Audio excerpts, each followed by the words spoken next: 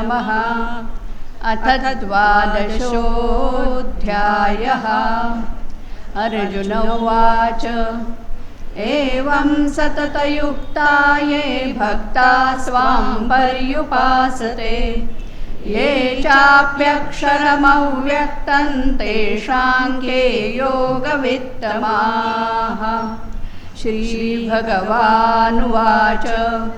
मय्यावेश्य मनो ये मां नित्ययुक्ता उपासते श्रद्धया परयोपेतास्ते मे युक्ततमा मताः। ये त्वक्षरमनिर्देश्यमव्यक्तं पर्युपासते सर्वत्र गमचिन्त्यं च कूटस्थमचलं ध्रुवं सन्नियम्येन्द्रियग्रामं सर्वत्र समबुद्धयः ते प्राप्नुवन्ति मामेव सर्वभूतहिते रताः। क्लेशोऽधिकतरस्तेषामव्यक्तासक्तचेतसाम् अव्यक्ता हि गतिर्दुःखं देहवद्भिरवाप्यते ये तु सर्वाणि कर्माणि मयि सन्न्यस्य मत्पराः अनन्येनैव योगेन मां ध्यायन्त उपासते तेषामहं समुद्धर्ता मृत्युसंसारसागरात् भवामि न चिरात् पार्थ मय्यावेशितचेतसां मय्येव मन आधत्स्व मयि बुद्धिं निवेशय निवसिष्यसि मय्येव अत ऊर्ध्वन्न संशयः। अथ चित्तं समाधातुं न शक्नोषि मयि स्थिरम् अभ्यासयोगेन ततो मामिच्छाप्तुं धनञ्जय अभ्यासेऽप्यसमर्थोऽसि मत्कर्म परमो भव मदर्थमपि कर्माणि कुर्वन् सिद्धिमवाप्स्यसि अथैतदप्यशक्तोऽसि कर्तुं मद्योगमाश्रितः सर्वकर्मफलत्यागं ततः कुरु यतात्मवान् श्रेयो हि ज्ञानमभ्यासात् ज्ञानात् ध्यानं विशिष्यते ध्यानात् कर्मफलत्यागस्त्यागात् शान्तिरनन्तरम् अद्वेष्टा सर्वभूतानां मैत्रः करुण एव च निर्ममो निरहङ्कारः समदुःखसुखः क्षमी सन्तुष्टः सततं योगी यतात्मा दृढनिश्चयः मय्यर्पितमनो बुद्धिर्यो मद्भक्तः स मे प्रियः यस्मान्नो द्विजते लोको लोकान्नो द्विजते च यः हर्षामर्षभयोद्वेगैर्मुक्तो यः स च मे प्रियः अनपेक्षः शुचिर्दक्ष उदासीनो गतव्यथः सर्वारम्भपरित्यागी यो मद्भक्तः स मे प्रियः यो न हृष्यति न द्वेष्टि न शोचति न काङ्क्षति शुभाशुभपरित्यागी भक्तिमान्यः स मे प्रियः समशत्रौ च मित्रे च तथा मानापमानयोः शीतोष्णसुखदुःखेषु समः सङ्गविवर्जितः तुल्यनिन्दास्तुतिर्मौनी सन्तुष्टो येन केनचित् अनिकेतस्थिरमतिर्भक्तिमान् मे प्रियो नरः ये तु धर्म्यामृतमिदं यथोक्तं पर्युपासते श्रद्धाना मत्परमा भक्तास्तेतीव मे प्रियाः। ॐ तत्सदिति श्रीमद्भगवद्गीतासु उपनिषत्सु ब्रह्मविद्यायां योगशास्त्रे श्रीकृष्णार्जुनसंवादे भक्तियोगो नाम 12ोऽध्यायः। ओम श्री थोडासा जप करूया आपण। ओम नमो भगवते वासुदेवाय। ओम नमो भगवते वासुदेवाय। वासुदेवाय नमो वासुदेवाय। वासुदेवाय नमो वासुदेवाय। ओम नमो भगवते वासुदेवाय। ओम नमो भगवते वासुदेवाय। वासुदेवाय नमो वासुदेवाय। वासुदेवाय नमो वासुदेवाय। ओम नमो भगवते वासुदेवाय। ओम नमो भगवते वासुदेवाय। ओम नमो भगवते वासुदेवाय। भगवान गोपाल कृष्ण महाराज की जय। काही क्षणातच आपले आजच्या या कार्यक्रमाचे प्रमुख अतिथी समर्थ भक्त मकरंदबुवा रामदासी यांचे व्यासपीठावर आगमन होईल। आपण सगळ्यांनी त्यांचे टाळ्या वाजून स्वागत करूया।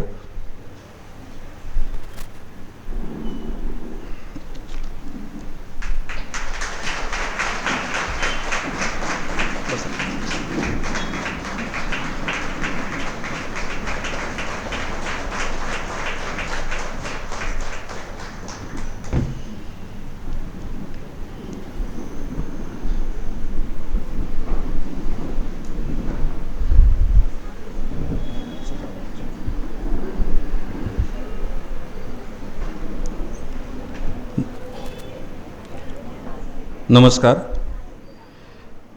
गीता धर्म मंडळ पुणे यांच्यातर्फे आपणा सगळ्यांचे म्हणजे शृंगेरी येथे आयोजित करण्यात आलेल्या गीता कंठस्थ पठणात सर्व सहभागी गीता साधकांचे या कौतुक सोहळ्यात गीता धर्म मंडळाच्या वतीने मनपूर्वक स्वागत करतो। कार्यक्रमाची सुरुवात नेहमीप्रमाणे आपण आपल्या प्रार्थनेनी करणार आहोत।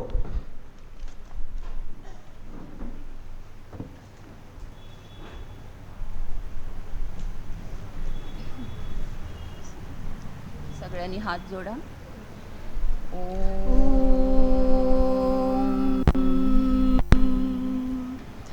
पार्थाय प्रतिबोधितां भगवता नारायणेन स्वयं व्यासेन ग्रथितां पुराणमुनिना मध्ये महाभारतम् अद्वैतामृतवर्षिणीं भगवतीम् अष्टादशाध्यायिनीम् अम्ब त्वामनुसन्दधामि भगवद् गीते भवद्वेषिणीम्।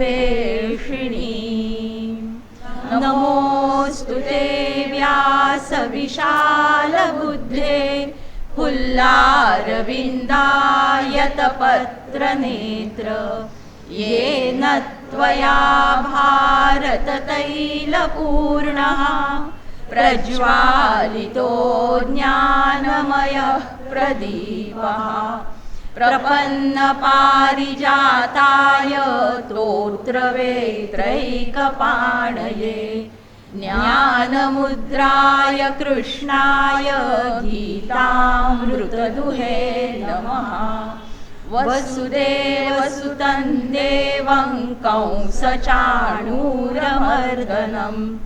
देवकी परमानन्दं कृष्णं वन्दे जगद्गुरुं मूकं करोति वाचालं पङ्गुल्लङ्घयते गिरिं यत्कृपातमहं वन्दे परमानन्दमाधवम्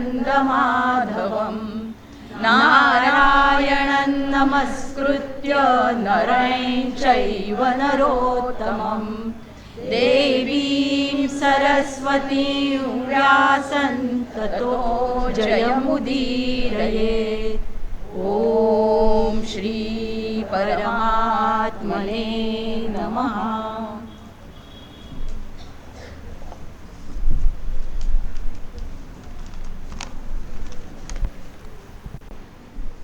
यानंतर आपल्यातल्या बरेच जणांना गीता धर्म मंडळाचा परिचय आहेच, परंतु ज्या काही व्यक्तींना गीता धर्म मंडळाचा परिचय नाही त्या किंवा अल्प परिचय आहे त्यांच्यासाठी मंडळाच्या कार्यवाह मेहेंदळे मॅडम या गीता धर्म मंडळाचा थोडक्यात परिचय करून देतील.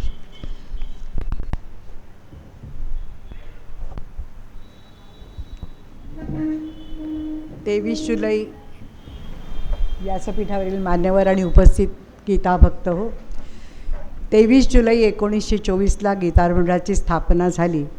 त्यात महत्त्वाची गोष्ट आपलं गीता धर्म मंडळ आहे. त्या गीता धर्माचा प्रचार आणि प्रसार करण्याकरता स्थापन झालेलं आज 100 वर्ष होऊन गेले तरी काम चालू आहे. आपले अनेक आता आपला जो आजचा कार्यक्रम आहे तो संथा वर्गाचा कार्यक्रम हा बरा महत्त्वाचा उपक्रम आहे आणि 1995 सालापासून आपल्याकडे आपण शास्त्रशुद्ध पद्धतीने गीता शिकवायला सुरुवात केली आणि महत्त्वाची गोष्ट म्हणजे इथे आपण एकही पैसा शुल्क घेत नाही. हे विनाशुल्क वर्ग चालतात आणि अनेक वर्ष आता त्याचा विस्तार इतका झालेला आहे की पुण्याबाहेर तर वर्ग चालूच आहेत, पण करोनाच्या कृपेने ऑनलाईन पण वर्ग सुरू झालेत. सुमारे 150-200च्या वर्ग आपले चालू आहेत. 2006 साली शृंगेरीचे शंकराचार्य आपल्या कार्यक्रमाला इथे आले होते, तेव्हा त्यांनी जाहीर केलं होतं की आम्ही शृंगेरीला परीक्षा घेऊ, संपूर्ण गीता कंठस्थ शास्त्रशुद्ध पद्धतीनं म्हणून दाखवेल, त्याला 21,000 रुपयाचं बक्षीस मिळेल असं त्यांनी जाहीर केलं. आणि आज मला सांगताना आनंद वाटतो की आपल्या वतीनं तिथे परीक्षा दिलेले 2,000च्या वर लोक आहेत. त्यानंतर 2007 सालापासून ज्यांचा तिथे सत्कार झाला त्यांचा मंडळाच्या वतीने आपण सत्कार करतो आहोत. त्यातलाच या वर्षातले ज्यांनी यश मिळवलं आहे त्यांचा हा सत्काराचा आजचा कार्यक्रम आहे. याशिवाय आपले अनेक कोर्सेस आहेत, म्हणजे गीतारहस्य आहे, नंतर उपनिषद आहे, याशिवाय पत्रद्वारा परीक्षा, ज्ञानेश्वरी, तुकाराम गाथा, गीता, हे सगळ्याची माहिती सांगत बसते तर बराच वेळ जाईल, पण जाता आता उल्लेख करते. आपली लायब्ररी ही शासकीय संशोधन मान्य झालेली आहे. गीता दर्शन मासिक जे आपण चालवतो त्याला 55 वर्ष होऊन गेलेत आणि 35 वर्षाहून अधिक काळ इथे रोज व्याख्यान चालतं, ती व्याख्यानमाला चालते. त्यामुळे आणखीन माहिती न सांगता मी एवढं सांगते की आजच्या कार्यक्रमाचं वैशिष्ट्य मुद्दाम सांगितलं आणि आजही मला सांगताना आनंद वाटतो की एका वर्षात आपण 100च्या वर लोकांचा आज इथे सत्कार करतो आहोत. हे बक्षीस मिळवलेले आपले इथले लोक आहेत, याचा आपल्याला सर्वांना अर्थातच अभिमान आहे.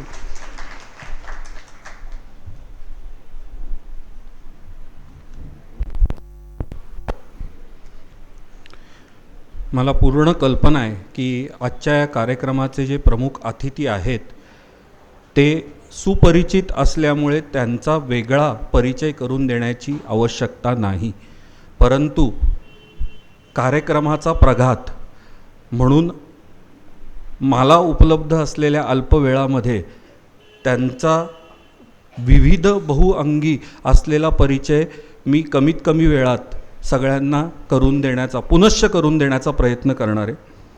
आपल्याला जे आज सन्माननीय प्रमुख अतिथी म्हणून लाभलेले आहेत ते समर्थ भक्त मकरंदबुवा रामदासी हे समर्थ रामदास स्वामींच्या परंपरेतील एक निष्ठावान पाईक आहेत. सज्जनगड तसेच समर्थ साहित्याचा वारसा त्यांनी केवळ जपलेला नाही तर आजच्या काळात ज्याला महत्त्व आहे तो त्यांनी तरुण पिढीपर्यंत आपले आयुष्य समर्पित करून तो पोचवलेला आहे. आपल्या ओघवत्या आणि रसाळ भाषेतून दासबोध मनाचे श्लोक जनमानसात रुजवण्यात त्यांचा खूप मोठा महाराष्ट्रात आणि महाराष्ट्राबाहेर आणि भारताबाहेर वाटा आहे. त्यांच्या कीर्तनातून केवळ भक्तीच नाही तर राष्ट्रभक्ती आणि समाज प्रबोधनाचा संदेशही मिळतो. अध्यात्म म्हणजे केवळ पोथीपुराण नसून तो जगण्याचा एक समृद्ध मार्ग आहे, हे त्यांनी आपल्या व्याख्यानातून नेहमीच पदोपदी सांगितलेलं आहे आणि त्यांच्या जगण्यातून ते त्यांनी सिद्ध केलेलं आहे. विविध दूरदर्शन वाहिन्या, समाज माध्यमं ह्यातनं ते सातत्याने हिंदू धर्म आणि संस्कृतीचे संवर्धन सतत करत असतात. अशा या बहुआयामी व्यक्तिमत्वाने आपले निमंत्रण स्वीकारून आपल्या या कार्यक्रमाची शोभा वाढवली, त्याबद्दल गीता धर्म मंडळ आणि सर्व उपस्थितांतर्फे पुनश्च मी त्यांचे स्वागत करतो आणि त्यांचे आभार मानतो की आज या कार्यक्रमाच्या निमित्ताने आपल्याला त्यांचे अत्यंत मौलिक विचार ऐकायची संधी आपणा सगळ्यांना गीताभक्तांना मिळणार आहे. तत्पूर्वी मी मंडळाचे अध्यक्ष डॉक्टर मुकुंद दातार सर यांना अशी विनंती करतो की आजचे आपल्या प्रमुख अतिथींचे स्वागत त्यांनी पुष्पगुच्छ, शाल, श्रीफळ हे सगळं देऊन करावं.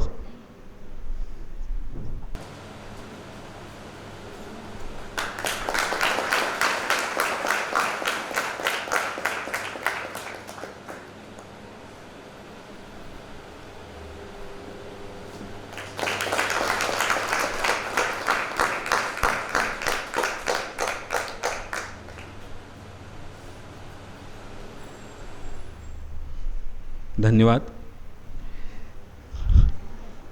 आपण सगळे निश्चितच पुढच्या कार्यक्रमासाठी आणि विशेषतः आजच्या सन्माननीय अतिथींचे विचार ऐकण्यासाठी उत्सुक आहात, परंतु तत्पूर्वी एक महत्त्वाचा कार्यक्रमाचा भाग आपण आज इथे संपन्न करणार आहोत.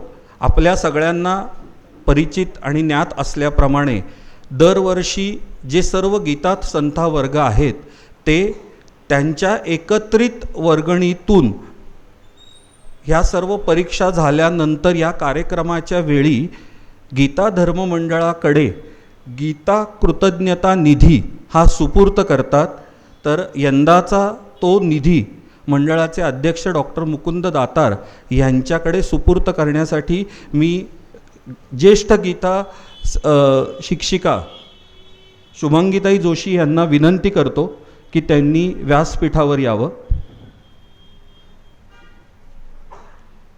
सांगण्यास अत्यंत आनंद होतोय की यावर्षी सर्व गीता संथा वर्गांनी मिळून हा गीता कृतज्ञता निधी सुमारे 2.5 लाख रुपये इतका सगळ्यांनी तो जमा केलेला असून मॅडम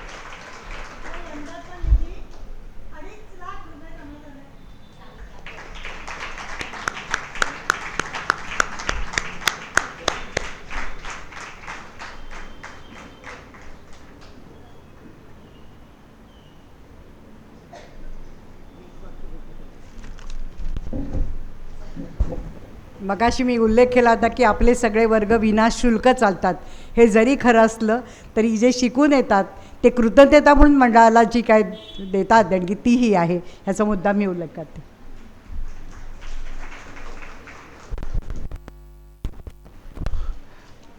खरं म्हणजे कार्यक्रमाच्या शेवटच्या टप्प्यामध्ये आभार प्रदर्शनाचा कार्यक्रम असतो, परंतु आपल्या सगळ्यांनाच माहिती असल्याप्रमाणे आपले आजचे प्रमुख अतिथी हे त्यांच्या अत्यंत व्यस्त कार्यक्रमातून वेळ काढून आज आपल्या या कार्यक्रमासाठी इथे उपस्थित राहिलेत.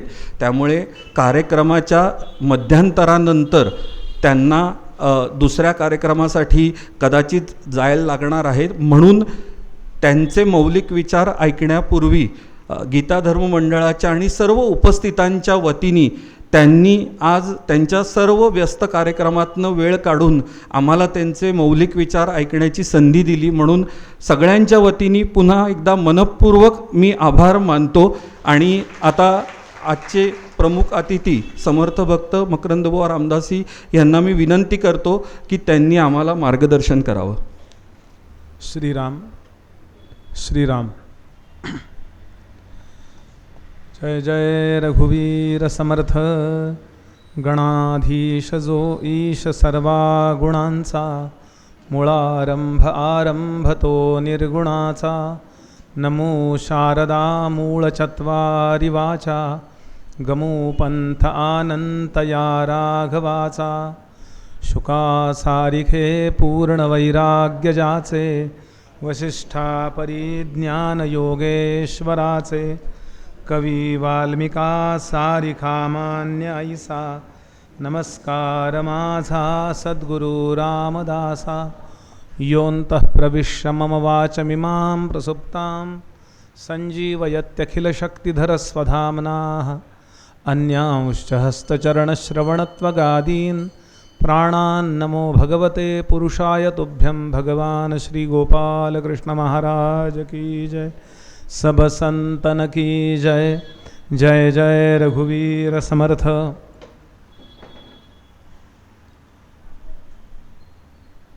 भगवंताच्या मुखातून या विश्वातला सर्वोत्तम ग्रंथ बाहेर पडला, त्या ग्रंथाचं नाव ज्या मंडळाला आहे त्या श्रीमद भगवद्गीतेच्या या धर्ममंडळामध्ये उपस्थित असणारे सर्व भाविक अधिकारी श्रोते आणि सन्माननीय व्यासपीठ सर्वांना नमस्कार करून एक दोन मुद्दे आपल्यासमोर ठेवतो। खरं म्हणलं तर समर्थ मला प्रत्येक वेळेला काही शिकवायला पाठवत नाहीत, अनेकदा शिकायलाच पाठवत असतात। तू गीता कशी पाठ कर हे मला सांगायला या ठिकाणी आज समर्थांनी पाठवलं आहे, आणि त्याकरता मी सर्वप्रथम आपल्याला नमस्कार करतो की आपण भगवंताचे उद्गार आपल्या कंठामध्ये कायमचे ठेवलेत, कारण या कंठामध्ये काय काय राहत असतं। पण माझे गुरुजी नेहमी म्हणायचे, नरसोबाच्या वाडीचे दत्तदास बुवा घाग, ज्यांनी संपूर्ण जीवन कीर्तन रूपानं परमेश्वराच्या चरणी वाहिलं। मोठी मोठी मंडळी वाडीला गायला यायची, आदरणीय अभिषेकी बुवा, कुमारजी वगैरे। त्या कार्यक्रमाचं अँकरिंग बऱ्याचदा बुवा करायचे, माझे गुरुजी करायचे। ते म्हणायचे गळ्यामध्ये गाणं अनेकांच्या असतं, पण संतांची किंवा भगवंताची वाणी ज्या गळ्यामध्ये येते त्या गळ्याचं, त्या कंठाचं सार्थक झालं असं समजावं। या देहाचं सार्थक झालं, या कंठाचं सार्थक झालं असं ते नेहमी म्हणायचे।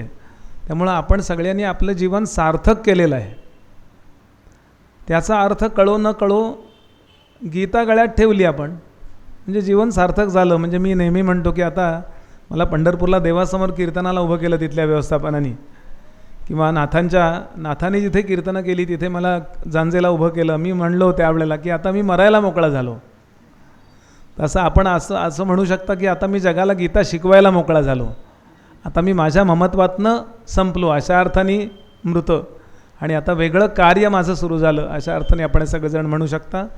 आणि अर्थात ही सगळी कृपा गीता धर्ममंडळाची आहे हे आपल्याला विसरता येणार नाही। म्हणून सद्गुरू म्हणून, गुरु म्हणून आपल्याविषयी कृतज्ञता। थोडं चिंतन आपण करूया। मनुष्याच्या देहामध्ये आल्यानंतर या देहामधला जो जीव आहे, प्रत्येक देहामध्ये जीव आहेच आहे, तसा जडवस्तूमध्ये पण जीव आहे। अगदी ही फरशी जरी असली तरी आपल्या शास्त्रीय भाषेमध्ये त्याला अश्मयोनी म्हणायची पद्धत आहे, अश्म नावाचे त्याला आहे काहीतरी। पण मनुष्य देहामध्ये आल्यानंतर मी ब्रह्म आहे म्हणजे मी जे काही आहे ते, याचा अनुभव यायची शक्यता निर्माण होतेच असं नाही, पण ज्याला आपण प्रोबॅबिलिटी म्हणतो, शक्यता निर्माण कधी होते तर मनुष्याच्या देहामध्ये परमेश्वराच्या व्यवस्थेने, सिस्टीमने अशा प्रकारचं अंतःकरण चतुष्टय ठेवलेलं आहे की ते मी जे आहे ते ओळखण्याची पूर्ण व्यवस्था त्या परमेश्वराने मनुष्याच्या देहामध्ये आपल्याला दिलेली आहे। आणि म्हणून आपल्याला कृतकर्तव्य व्हायचं असेल किंवा ज्ञातव्य असे शब्द आपण ऐकतो ते व्हायचं असेल तर अत्यंत एकाग्रतेनं आपल्याला चिंतन करावं लागतं। चिंता आणि चिंतन या दोन्हीचे धातू एकच आहेत। चिंतयती हा धातू आहे, पण नाशिवंत पदार्थाविषयी जेव्हा विचार होतो त्याला चिंता असं म्हणतात, आणि शाश्वत पदार्थाचा जेव्हा बुद्धी विचार करते त्याला चिंतन म्हणतात। आणि जीवाचं संपूर्ण जीवन दुरुस्त करण्याचं एकमेव साधन चिंतन हे आहे, योग्य विचार हे आहे। देहाने काही कर्म केल्यानंतर आपला उद्धार होतो असं जे समजतात ते लोक, एक गोष्ट आहे उपनिषदामध्ये की खूप मोठा पूर आला होता आणि या पुरातून पलीकडं कसा जाऊ असा विचार एकानं केला आणि काहीतरी वाहत वाहत आलेलं त्यानं पाहिलं. त्याला वाटलं लाकडाचा ओंडका आहे म्हणून त्यानं उडी मारली त्याच्यावरती आणि पुढं गेल्यानंतर त्याच्या लक्षात आलं ती मगर आहे. म्हणून मी देह आहे असं समजून जे लोक पहिलं तीराला भवनदी पार करून भवसागर पार करून जाऊ इच्छितात ते अशा ग्राहावरती, ग्राह म्हणजे मगर, मगरीवरती बसून पलीकडे जाण्याची इच्छा करतात. म्हणून देहानं काही केल्यानंतर उद्धार होतो याच्यावरती आपली शास्त्रव्यवस्था विश्वास ठेवत नाही. तर ती साधना आपल्या बुद्धीमध्ये जावी लागते. म्हणजे ज्ञानोबांचा जो 16वा अभंग आहे हरिपाठातला, सुरुवातीला ते हरिमुखे म्हणा म्हणाले, पण 16व्या अभंगात म्हणाले की बुद्धी जपे हरी तो नर दुर्लभ वाचेसे सुलभ रामकृष्ण. समर्थसुद्धा सांगतात की विचार पाहेल तो पुरुषू, विचार न पाहे तो पशु, ऐसी वचने सर्वेषु ठाई ठाई बोलिला. तस्मात विचार करावा, देव कोण तो ओळखावा, आपला आपण शोध घ्यावा अंतर्यामी. काही सांडावे लागत नाही, काही मांडावे लागत नाही, एक विचार करूनी पाही म्हणजे कळे. प्रपंच त्याग न करिता, संसार उपाधी न सांडिता, जनामध्ये सार्थकता विचारेची होय. ऐसी ही विचाराची कामे, उगेच भ्रमो नये भ्रमे, जगदीश्वरे अनुक्रमे सकळ केले. आणि या ओवीने दासबोध समाप्त होतो. आणि या विचाराकरता आपल्याला काहीतरी मटेरियल आवश्यक आहे. कशाचा विचार करणार आपण? मी देह नसून मी जे काही आहे ते आहे. कारण कसं आहे की मी देह नाही हे आम्ही वाचून वाचून किंवा ऐकून ऐकून बऱ्याचदा बोलतो. गोंदवलेकर महाराजांचं वचनच आहे की माझ्याबरोबर राहिला आणि बोलायला शिकला नाही तो काहीच शिकला नाही. बोलताना आम्ही सहज बोलून जातो. परमात्मा सगळ्यांच्यात आहे. एखाद्या म्हात्या आजीला विचारा म्हणाले कुणात परमात्मा आहे, तर त्या सांगतात की माझी सुनबाई सोडून सगळ्यांच्यात परमात्मा आहे. म्हणजे वाणीच्या पातळीवरची जी चर्चा आहे ती खूप केली जाते, पण त्याचा साक्षात अनुभव येण्यासाठी, मला प्रत्यक्ष ते कळण्यासाठी ते विचार आपल्या हृदयात जाऊन पोहोचावे लागतात. आणि बुद्धीमध्ये त्याची म्हणजे रवंथ ज्याला म्हणतात, किंवा दुसरं उदाहरण बुद्धी करता मी नेहमी देतो की चाळणीसारखं. बुद्धी ही चाळणी आहे आणि साठवायचं पॉट जे आहे, भांडं जे आहे ते हृदय आहे. बुद्धीमध्ये विचार असून उपयोग नाही आहे. तो विचार हृदयामध्ये पोहोचला पाहिजे. हिंदीमध्ये 2 शब्द वापरतात, दिल और दिमाग. वो दिमाग से वो छान लो, सच्चा है ना, अच्छा है ना, वो छान लो, चाळून घ्या, गाळून घ्या आणि साठवा हृदयामध्ये. हृदयामध्ये ते गेलं. हृदयाचा अर्थ आपला बायोलॉजिकल हार्ट नव्हे. योगवासिष्ठ सांगतं की आपल्याला 2 हृदय असतात.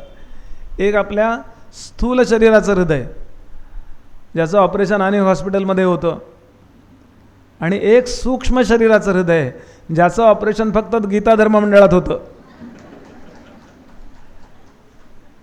त्या आपल्या सूक्ष्मदेहाच्या हृदयामध्ये आपल्याला गीता साठवायची आहे. आणि त्या साठवण्यासाठी सगळ्यात महत्त्वाचं जर काही असेल तर तुमच्याजवळ काही नसताना सुद्धा तुम्हाला विचार करता आला पाहिजे. आणि विचार करण्याकरता सगळ्यात महत्त्वाचा मुद्दा भारतीय हिंदू धर्माने सांगितला, पाठांतर. मला असं विषय आनंददादांकडून देण्यात आला की पाठांतराबद्दल बोला.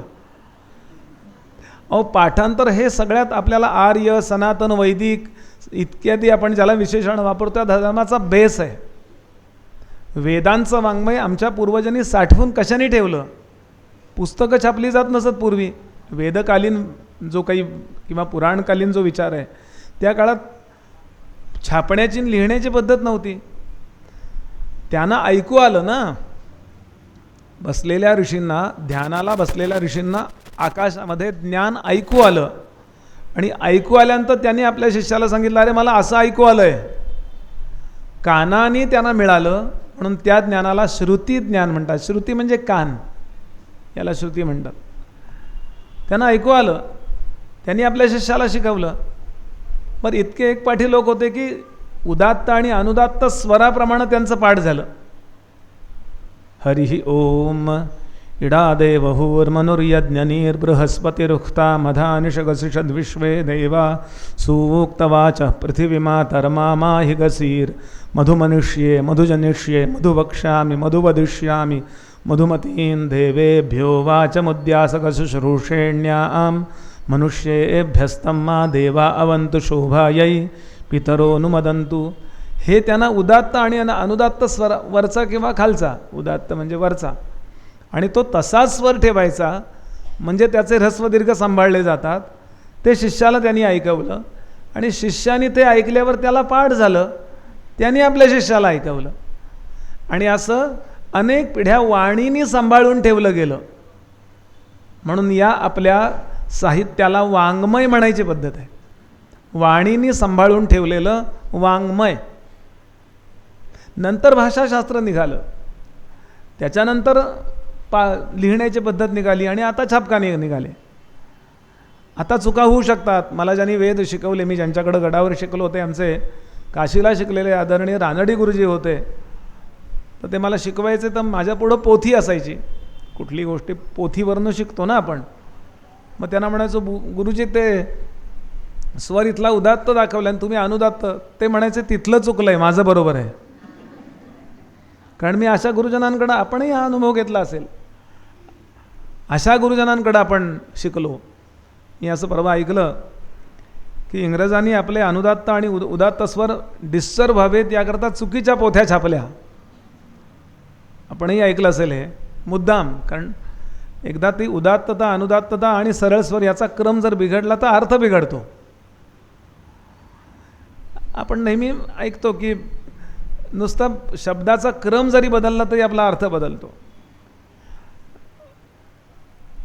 आदरणीय अमक्या अमक्या मंत्र्यांचा आम्ही ॲक्सिडेंट झाला होता म्हणून पत्रकारांनी लिहिलं ते त्याच्यात की त्यांना भेटायला गेलो की आरोग्य कसं आहे, आणि ते गाढव शांतपणाने झोपले होते. पुणेकरांना काही फार सांगायची गरज नाही आहे, बाहेर असतो तर मी ते मागं पुढं सरकवत बसलो असतो. म्हणजे एक गोष्ट जर चुकली, हा उदात्त अनुदात्त स्वराचाच प्रकार आहे, कशानंतर थांबायचं. आणि याचा मी कशाकरता इतका उहापोह करतोय की म्हणून नीट पाठांतराला फार महत्त्व आहे. कसंही पाठ केलं तुम्ही तर थोडंफार पुण्य मिळणारच आहे. पुण्यामधल्याच व्याख्यानामध्ये आदरणीय बाळशास्त्री हरदास एकदा बोलताना म्हणाले होते की ज्ञानेश्वरीच्या स्वतःच्या योग्यतेनेच उद्धार होतो. तुम्ही ज्ञानेश्वरी भसाड्या आवाजात जरी वाचली तरी तुमचं पुण्यच मिळतं, तुम्हाला पुण्यच मिळतं. तसं रामरायांच्या चरित्राबद्दल बोलत होते कृष्णा. पुण्यामध्ये खूप व्याख्यानं झाली त्यांची, आपण प्रत्यक्ष ऐकलेले लोकही असाल कोणी. ते म्हणाले की माझ्या सांगण्यामुळं नव्हे तर त्या ज्ञानेश्वरीच्या उदात्ततेमुळंच तुमचा उद्धार होणार आहे. तसं कसंही वाचलं तरी फायदा आहेच आहे, पण जास्त नेमकं वाचलं तर आईला आनंद होतो. आईची कविता आहे ना, भगवंताची कविता आहे. भगवंत आई मानतो ना आपण. पिताहमस्य जगतो माता धाता पितामह, आणि त्या आईनं गायलेली कविता आहे. आईची कविता बोबडी बोबडी म्हटली तरी ती पप्पी घेऊन आपल्याला भरवणार आहे, नाही काय, किती छान म्हणते माझं बाळ असंच म्हणणार आहे. पण जास्त करेक्ट म्हटली, जास्त योग्य म्हटली, जास्त तिनं जशी म्हटली तशी म्हटली तर तिला आपल्यावर प्रेम तर राहील पण आपला अभिमान वाटेल. आपला अभिमान तिला तेव्हा वाटेल, भगवंताला तेव्हा वाटेल जेव्हा त्यांनी ज्या पद्धतीनं ती गायली आहे तशी आपल्या गळ्यातून येईल.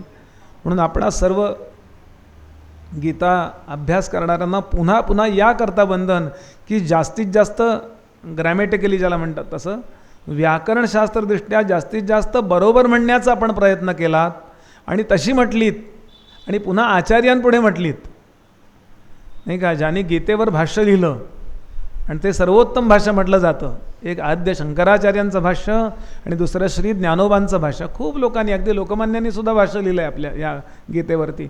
योगी अरविंदांनी लिहिलं आहे. गीतारणव नावाचा 1,00,000 श्लोकांचा ओव्यांचा ग्रंथ दासोपंतांनी लिहिलेला आहे.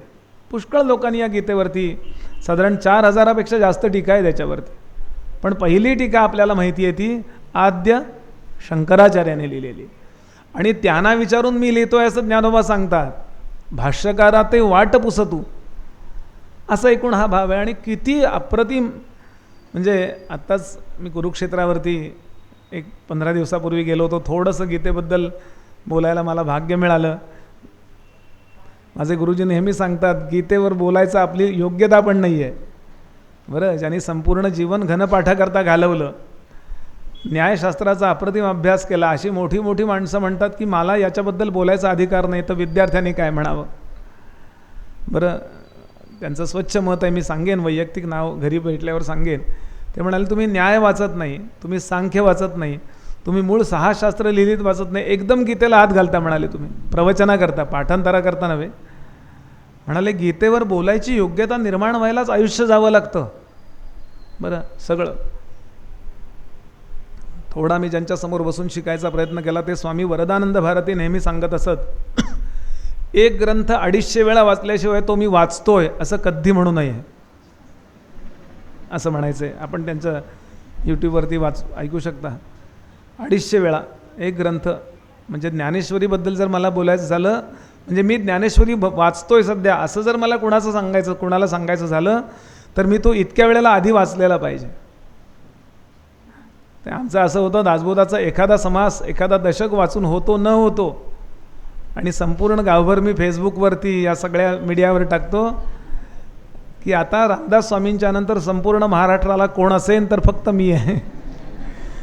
असं थोडं आम्ही बसून चिंतन केलं. ते म्हणाले, या गीतेत नाही काय, एकही असा मुद्दा सोडलेला नाही भगवंतानी आणि व्यासानी. मुख्य गीता भगवंतानी सांगितली, तिथं किती वेळ सांगितली असेल हा प्रश्न आहे. भगवान काही असं म्हणत बसले नाही, थांबा अर्जुना, आता हा अर्जुन विषाद योग पहिला झाला, आता मी तुला सांख्ययोग सांगतोय, असं तिथे स्टॉप घेतलेला नाही आहे. हे सगळे आपल्यावरती उपकार आहेत ते वेदव्यासांचे आहेत. ते आठवून लिहिलं आहे त्याने की असं त्यांनी सांगितलं आहे, मग त्याचा विस्तार केला आणि आपल्यासमोर 700 श्लोकांची अप्रतिम अशी ही अमृताची एक कुपी मिळावी, अमृताचा एक मोठा असा तांब्या मिळावा, असं आपल्याला मिळालं.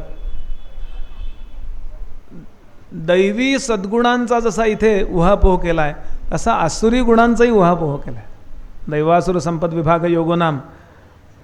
म्हणजे आसुरांबद्दल कशाला बोलायचं हो, हे सोपं बोलतो. समर्थांनी मूर्ख लक्षणं कशाला सांगायची, काही गरज आहे का. किंवा वेदामध्ये सुद्धा काळ्या विद्या आल्या. तो जसं उपनिषद आली आहे, जीवो ब्रह्मैवना परा आलं, किंवा 4 महावाक्य आपण ऐकतो, तत्वमसी ऐकतो, अहम ब्रह्मास्मी ऐकतो वगैरे, तसं काळी विद्या पण आली हो. एखाद्याचं तळपट कसं करावं, वाईट कसं करावं, तेही आलं. आपल्या शिष्टसंमत बुद्धीला हे आवडतं का, किंवा तुम्ही चांगलं कसं हे करा, बरोबर आहे, पण वाईटाबद्दल कशाला बोलतात, आसुरी संपत्ती कशाला सांगायची, किंवा अज्ञानाची लक्षणं पुढे ज्ञानोबांनी सांगितली, काय गरज आहे. एक गोष्ट ऐका. एक गुरुजी होते, ब्राह्मण होता एक. त्या काळच्या व्यवस्थेप्रमाणे तो राजाकडे पूजेला जात असे. राजाच्या घरी ज्या देवता होत्या तिथे तो पूजा करत असे, आरती करत असे, नैवेद्य अर्पण करत असे. आणि नैवेद्य झाल्यानंतर त्यातलं काही बाबा सफरचंद आहे, काही पेढा आहे, असं काही थोडंसं घरी आणत असे आणि घरी मुलाला देत असे. लहान होता मुलगा, 4-5 वर्षाचा. त्याला खाऊ मिळत असे. बाबा आले का, बाबा आले का, मग तो खात असे मुलगा तो छोटासा. एक दिवस त्यानं विचारलं, बाबा हे तुम्ही कुठनं आणता हो. ते म्हणाले, बाबा मी राजाकडं पूजेला जातो, त्या राजाकडे पूजा झाल्यानंतर नैवेद्य झाल्यानंतर त्यातलं थोडंसं मी आणतो, त्याला विचारूनच आणतो. नाही, त्यांनी मला परवानगी दिली, थोडं नेत जा घरी, तुझ्याकरता आणतो. बाबा मला न्या ना एकदा, मला एकदा न्या ना. राजा म्हणजे काय, सोपं सांगा. आता त्याला सोपं सांगितलं, बाबा तुझ्याकडे 1 शर्ट आहे किंवा 2 शर्ट आहेत, असे कपाट भरून शर्ट असतात त्या राजाकडे. तुझ्याकडे एखादा आंबा आहे, त्याच्याकडे आंब्याच्या करंड्या असतात. तुझ्याकडे एखादं खेळणं आहे, भिंगरी म्हणा, असं काही छोटं, त्याच्याकडे खोली भरून खेळणी असतात. त्याला कळावं अशा अर्थाने सांगितलं.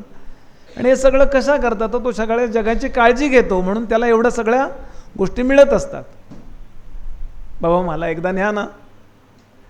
त्या गुरुजीला वाटे, मी जर त्याला तिथे नेला आणि चुकून जर त्यानं एखादी, कारण मोह पडावा असंच तिथं सगळं असतं, एखादी वस्तू जर उचलली तिथली तर माझी नोकरी जाईल हा नंतरचा मुद्दा आहे, पण राजा या गुरुजीच्या मुलाला काहीतरी उचलण्याची सवय आहे अशी माझी नाचक्की होई.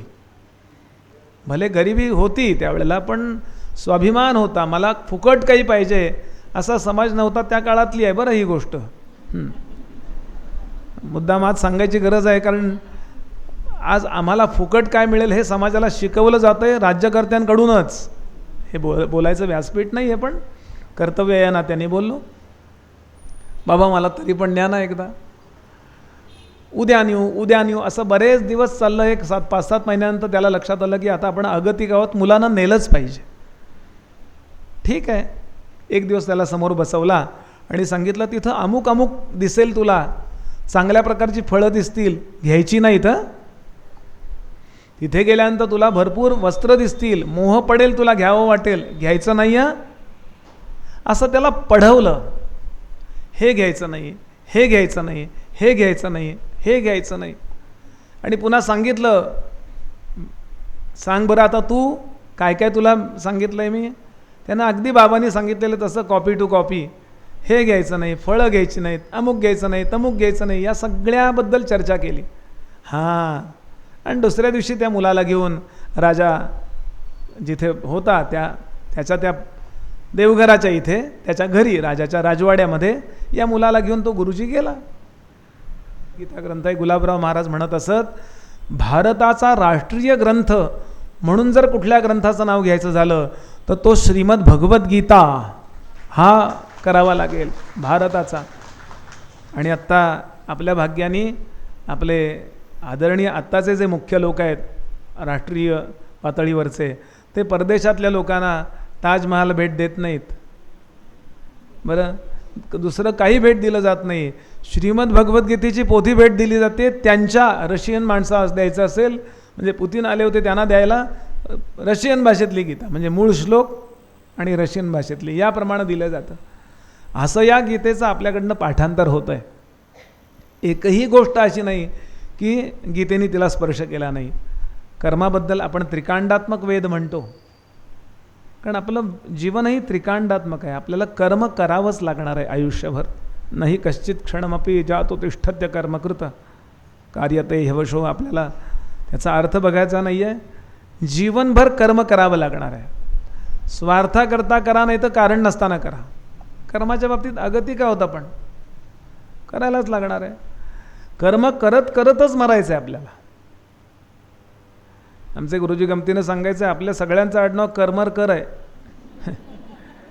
काही इलाज नाही आहे, अगतिक आहोत, तुम्हाला विचारलंच जाणार नाही आहे.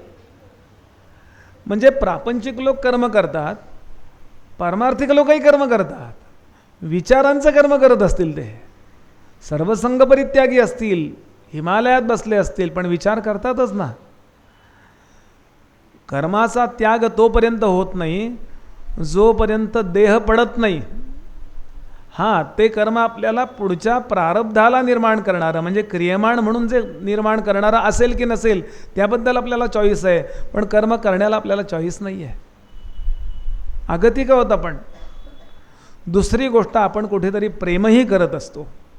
कोणीतरी आपल्याला आवडतं, काहीतरी आपल्याला काम म्हणून आवडतं, म्हणजे भक्ती हा आपला स्वभाव असतो. कर्म करण्याच्या बाबतीत आपण अगतिक आहोत. भक्ती हा आपला स्वभाव असतो आणि ज्ञान ही आपली गरज असते. आणि या तिन्हीचा विचार आपल्या वेदांनी केला.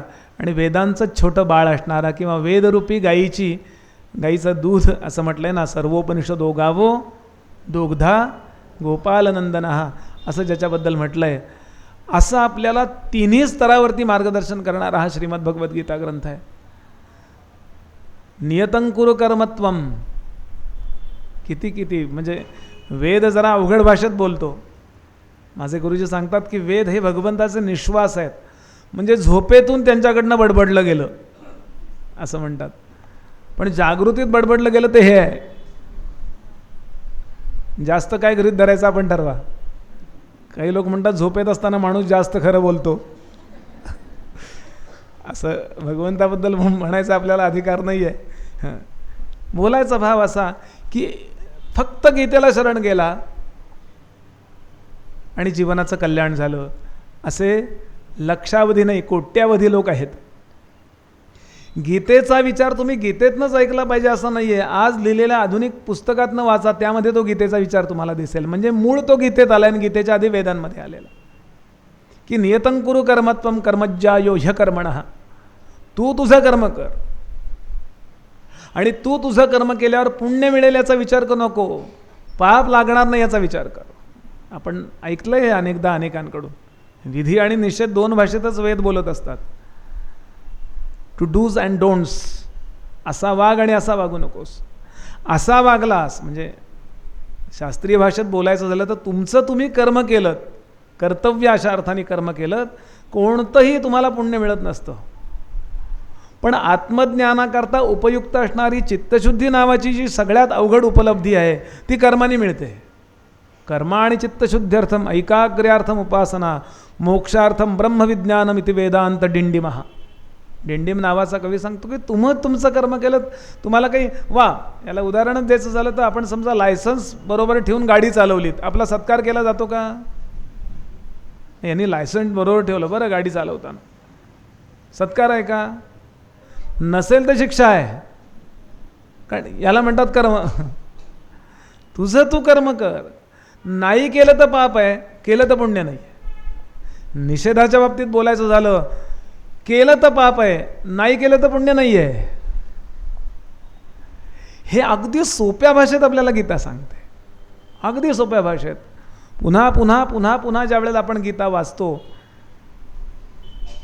एक श्लोक तुम्ही आज वाचा, तो श्लोक उद्या वाचा, दोन्ही दिवस त्या श्लोकाचा अर्थ वेगळा कळतो. याचं कारण दोन्ही दिवशी त्या श्लोकाबद्दल बोलताना आपल्या शरीरातला सत्वरज तमाचा टेम्पर कमी जास्त झालेला असतो, त्यामुळे आकलन शक्तीत बदल झालेला असतो. अत्यंत पवित्र जेव्हा आपला सत्वगुण होतो त्यावेळेला माऊली ना कळली तशी गीता आपल्याला कळू शकते. सत्वरज तमाचं कॉम्बिनेशन सेकंदाला बदलताना मुळी देह त्रिगुणाचा, सत्वरज तमाचा, त्यामध्ये सत्वाचा उत्तम गुण माऊली, समर्थ दासबोध. आणि पुन्हा हा याच्यावरतीच बोलत आहेत, ऊर्ध्वं गच्छन्ति सत्वस्था, या श्लोकावरतीच समर्थ बोलत आहेत. आता गेले आठवडाभर गोंधळ चालला आहे ना, दासबोध हा ग्रंथ कसा आहे वगैरे. तर गीतेचे श्लोक दासबोधात येतात आणि त्या श्लोकावर समर्थ लिहितात. उपनिषदातल्या एखाद्या उपनिषदाचं एक छोटंसं कंपोजिशन येतं आणि त्याच्यावरती समर्थ बोलतात. नाना ग्रंथांच्या संमती, उपनिषदे वेदांत श्रुती आणि मुख्य आत्मप्रचिती शास्त्रे सहित गीतेचा खूप मोठा प्रभाव दासबोधावर आहे. बरं असो, आत्ता मला त्या विषयात जायचं नाही आहे. अर्जुन विषाद योग, सांख्ययोग, कर्मयोग, ज्ञानकर्मसन्यास योग, कर्मसन्यास योग, आत्मसंयम योग, ज्ञानविज्ञान योग, अक्षरब्रह्मयोग, राजविद्या राजगुह्ययोग, गुह्ययोग, विभूतियोग, विश्वरूपदर्शन योग, भक्तियोग, क्षेत्रज्ञ योग, गुणत्रय विभाग योग, पुरुषोत्तम योग, दैवासुर संपद विभाग योग, श्रद्धात्रय विभाग योग आणि मोक्ष संन्यास योग. असे सगळ्या अर्थानं सगळ्या विषयांना स्पर्श भगवान करून जातात आणि आपलं सगळं जीवन सर्वांगीण, म्हणजे याही जीवनात आपण यशस्वी असलं पाहिजे. सुखी हा शब्द नाही, यशस्वी असलं पाहिजे. हा देह टाकल्यानंतर पुढचे देह आपल्याला अनेक जन्म धारण करावे लागणार आहेत मोक्षदशा येईपर्यंत. ते सगळे पारलौकिक जीवनातले आपले जन्म यशाचे असले पाहिजेत आणि निर्वेद कोणत्याही प्रकारे आपल्याला विघ्न न येता आपला तो प्रवास व्हावा आणि यथाकाली अधिकारी सद्गुरूंच्या मार्गदर्शनानं मी ब्रह्म आहे याचा अनुभव आपल्याला येऊन आपलं आध्यात्मिक कल्याण व्हावं. या तिन्ही शांती करता, तिन्ही जीवनांच्या उद्धाराकरता गीतेसारखा दुसरा ग्रंथ नाही. यदेहास्ति यदन्यत्र असं महाभारताबद्दल स्वतः वेदव्यास सांगतात. तेच गीतेबद्दल म्हटलंय माऊलींनी की यात जे आहे ते तुम्हाला इतरत्र मिळेल, पण यात जे नाही ते कुठेच मिळणार नाही. असा सर्व समग्र अशा गोष्टींचा एकत्रीकरणाचा ग्रंथ श्रीमद भगवद्गीता आपण कंठस्थ करत आहात. एक गोष्ट सांगतो आणि थांबतो. मला वाटतं की ही गोष्ट सगळ्याचं सार आहे. आपण काय धरलं आहे, कशाला शरण गेला याच्याकरता. एक राजा होता, राजाचीच गोष्ट आहे. फारच चांगला होता. राजा चांगला होता असं पूर्वी सांगावं लागत नसे. तो राजा सज्जन आहेच आहे, पण लोकोपयोगी काम करतो म्हणून त्याला पुष्कळ भेटी येत असत, गिफ्ट्स. हजारो पंखे आले आहेत, हजारो, आत्ताच्या भाषेत बोलतो फ्रीज आले आहेत, हजारो खूप गोष्टी आहेत. बरं काय होतं की इतक्या वस्तू काय वापरल्या जातात का हो? आपण साड्यांचा विचार करा, मी आमच्या घरातलं पाहून बोलतो आहे हां, की किती साड्या वापरणार हो, किंवा किती गाड्या वापरणार, किती, या म्हणजे मर्यादा आहे ना त्याला, वस्तू खूप आहेत. बरं पुन्हा गंमत काय, पूर्वीच्या काळी उपयोगाची वस्तू गिफ्ट म्हणून दिली जात असे, म्हणजे आलं लक्षात, की ज्याचा काहीही उपयोग नाही असे वस्तू कधी दिली जात नसे. अगदी खेडेगावातले खेडेगावात जरी तुम्ही गेलात, भागवतात वर्णन आहे की गोपालकृष्णांना भेटायला, बाळाला भेटायला कृष्णजन्म झाल्या झाल्या लोक आले तर काय उपहार घेऊन आले, गव्हाच्या ज्वारीच्या लोंब्या घेऊन आले. त्याचा स्वयंपाकाला उपयोग आहे हो लगेच. एकही वस्तू अशी दिली जात नसते ज्याचा यूज नाही आहे. आणि अशा खूप वस्तू जमल्यात. त्याने एक दिवस विचार केला, आपल्या हॉलमध्ये पडलेल्या वस्तू काय करू मी यांचं, म्हणून त्यानं विचार केला या सगळ्या गोष्टी आपण वाटून टाकूया. एक एक दोन दोन पुरे झाले, 2 पंखे पुरे झाले एका घराकरता, एका हॉलकरता असं. आणि म्हणून त्यानं एक एक्झिबिशन मांडलं, प्रदर्शन. मोठाच्या मोठा हॉल घेतला, किंवा आपला नेहरू स्टेडियम घेतला असं समजा, उदाहरण सांगायला. मोठंच्या मोठं काही एकरमधलं त्याला मंडप घातले आणि सगळ्या वस्तू विशिष्ट अंतरावरती मांडल्या. मधनं गाड्या फिरतील अशा वस्तू मांडल्या. आणि सर्वत्र 8-10 दिवस प्रचार केला की अमक्या अमक्या दिवशी सकाळी 6 ते संध्याकाळी 6 हे एक्झिबिशन, हे प्रदर्शन उघडं राहील. आणि हे कशा करता, एक्झिबिशन अँड सेल नव्हे, ओनली एक्झिबिशन अँड गिफ्ट्स. आणि बोलायला वेळ नाही घालवणार मी त्यातनं फिरत राहीन गाडीतनं, माझ्या रथातनं. तुम्ही त्या वस्तूला हात लावायचा आणि वस्तू तुम्हाला दिली जाईल. समजा तुम्हाला टेबल आवडलं आहे, टेबलला हात लावायचा, टेबल तुमच्या घरी पोचवलं जाईल. खुर्चीला हात लावायचा, खुर्ची पोचवली जाईल. अमक्या अमक्या वस्तू आहेत त्या सगळ्या फक्त एकच अट आहे, एका माणसाने एकच वस्तू न्या. आता जवळचे राहणारे जे आहेत ते ठेवून परत येतील असं नाही चालणार.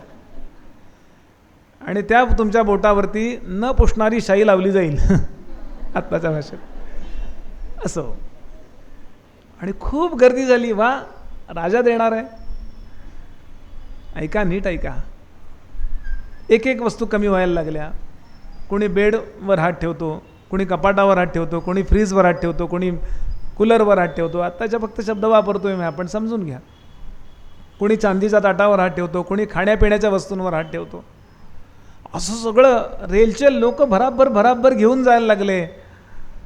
त्या गावात एक भिकारीण होती, आजी अशी, बिचारीकडं काही नव्हतं. तिला वाटलं फारच चांगलं झालं. आणि ती सकाळी 6 वाजता तिथे येऊन थांबली, घुसली आतमध्ये. आणि ती भरा तिनं पाहिलं, मोठाच्या मोठा एक पलंग होता, त्याच्यावरती रुईच्या कापसाची गादी, असा मोठाच्या मोठा मखमली पलंगपोस, ज्याला मोती जडवलेले. एखादा मोती आपण हातात घालतो, याला मोत्याची झालर.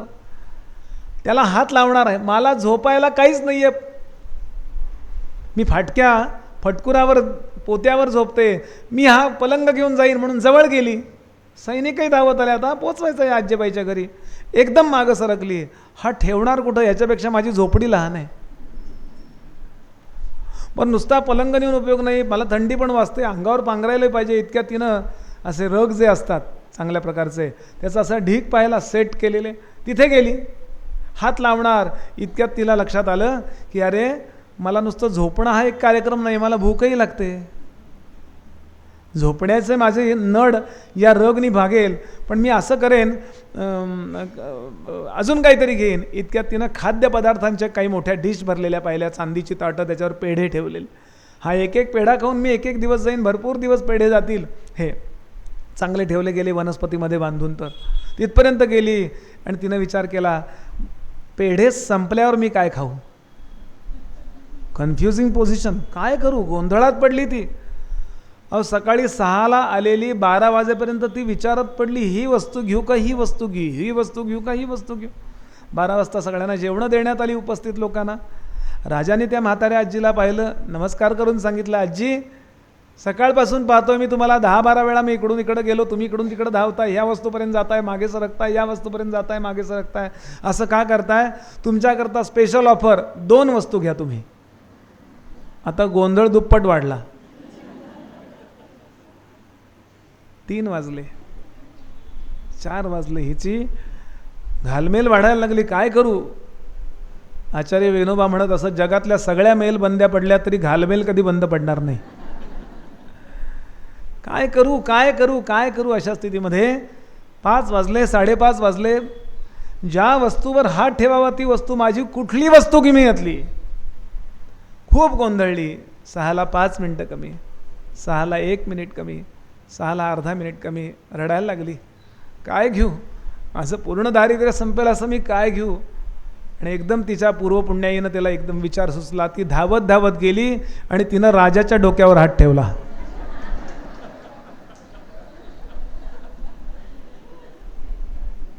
आता एक तर राजाला हिच्या घरी पोचवा किंवा हिला राजाकडे पोचवा. तसं या जगात भगवंत रूपी त्या राजाने भरपूर एक्झिबिशन मांडली आहेत. गाड्या मांडल्यात, घोडे मांडलेत, नातेवाईक मांडलेत, सुखाच्या वस्तू मांडलेल्या आहेत, अनेक हॉटेल्स मांडली आहेत. पण आपण सगळे इतके विवेकी आहात. भले 6ला 5 कमी असताना सुद्धा एखादा मनुष्य आला असेल वृद्धत्वामध्ये, पण तुम्ही अशावर हात ठेवला आहे की आता भगवंत तुमच्या घरी आलेला आहे. तुम्ही जिथे असाल तिथे भगवंत आहे. यापेक्षा अजून काय श्रेष्ठ बोलण्यासारखं आहे. एकच विनंती करतो, माझे गुरुजी सांगतात तेच बोलतो, किंवा माझ्याकडनं जी चूक झाली ती तुम्ही करू नका म्हणून सांगतो. कारण माझी लहानपणी गीता पाठ होती पुष्कळ. सातारला मी बक्षिसं मिळवायचो. 18च्या 18 अध्याय खणखणीत म्हणायचो त्यावेळेला. असं म्हणतो आता सांगायला पाहिजे म्हणून कोणीच माझ्याबद्दल बोलायला इथं उपस्थित नाही आहे. पण आता मला गीता पाठ राहिली नाही आहे. का नाही राहिली? प्रॅक्टिस नाही राहिलं. बरं, म्हणून ही विनंती मी आपल्याला करू शकतो की माझ्याकडनं झालेली चूक आपण करू नका. करणार आहातच आपण पाठांतर, पण माझं इथं बोलावलं आहे म्हटल्यानंतर माझं कर्तव्य आहे इथे उभं राहिल्यानंतर बोलणं, की आपण लोकांना शिकवायचं तरच गीता म्हटली गेली असं नाही. आपली म्हणून एक आवृत्ती म्हटली जावी असं आपल्याकडे आहेच आहे नियम. तो आपण जेव्हा पाठशाळेतून बाहेर पडतो त्यावेळेचं जे कॉन्व्होकेशन स्पीच आहे ते वेदांमध्ये लिहूनच दिलेलं आहे. गुरुजी जेव्हा त्या वेद शिकलेल्या मुलाला घरी पाठवतात तेव्हा त्यांना सांगितलेलं आहे, स्वाध्यायान्मा प्रमदः. आयुष्यभरामध्ये एकदाही स्वाध्यायात प्रमाद म्हणजे अपराध करू नको. लोकांना सांगायचं असेल का नसेल, तू तुझं पाठांतर सोडू नकोस. समर्थ सांगतात, उदंड करावे पाठांतर, कंठी धरावे ग्रंथांतर, भगवत कथा निरंतर करीत जावी. कीर्तन योगातला कीर्तनाबद्दल बोलतायत की कंठी धरावे ग्रंथांतर. या ग्रंथाचं अंतर तुम्ही धरलेलंच आहे. आणि असे आपण भाग्यवान. आपल्याला पुन्हा पुन्हा नमस्कार. आणि आपल्याला असं भाग्यवान बनवणाऱ्या सुभाग्यवान अशा शिक्षकांना आणि या सगळ्या टीमला मनापासून अभिवादन करतो. माझ्याजवळ जेवढा वेळ होता, मला पुढं जरा दुसरी एक मीटिंग आहे, मी आधी घेतली नसती, पण माझ्यावरती ते लोक अवलंबून आहेत म्हणून मी इथेच थांबतो. पुन्हा एकदा सगळ्यांना नमस्कार करतो आणि इथेच विरमतो. रामामी तव दास दास म्हणवी, माते कशाचे भय. रामा जाईन ज्या स्थली सुखगना, होईल तेथे जय.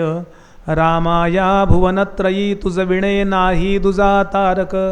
रामा तू सकलार्थ पूर्ण करिसी, तू तातमी बालक. जय जय रघुवीर समर्थ भगवान श्री गोपाल कृष्ण महाराज की जय.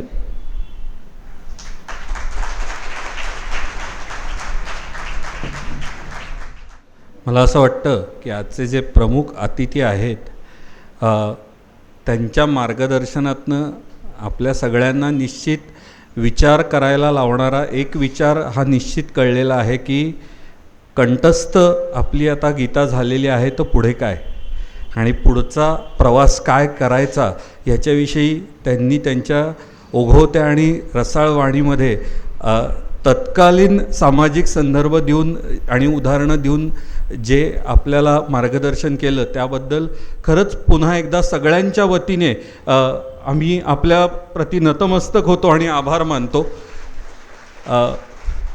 कार्यक्रमाच्या पुढचा भाग जो आज आपल्या कार्यक्रमाचा प्रयोजन आहे, त्या सर्व गीताकंठस्थ साधकांच्या सन्मान सोहळ्याचा कार्यक्रम सुरू करण्यासाठी मी कार्यकारी मंडळाच्या सदस्य गंगा खेडकर मॅडमना व्यासपीठावर आमंत्रित करतो.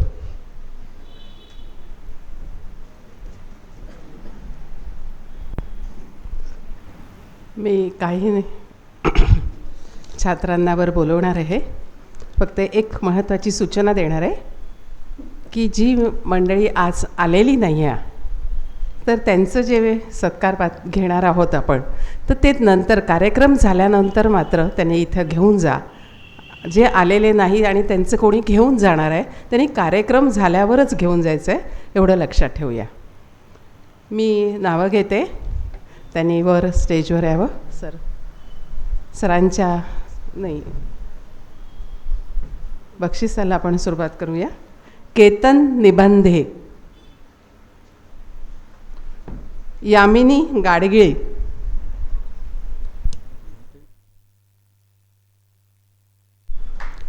लगेच पुढे या. यामिनीताई गाडगिळे, विद्या सवडकर,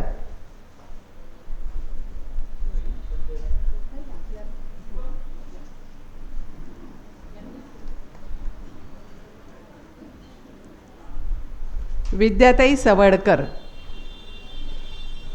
दिनेश गुमास्ते,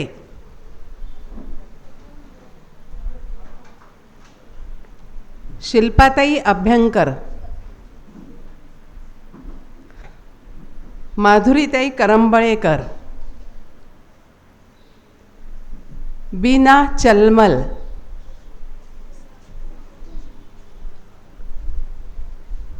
रेखा मित्रगोत्री,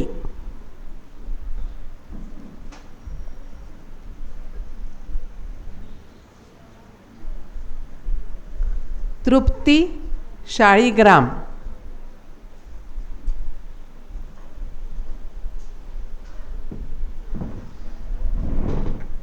रेखा मित्रगोत्री, तृप्ती शाळीग्राम,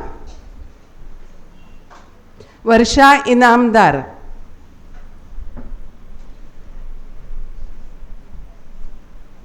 जयश्री गोरे, या नाशिकवरून आलेत.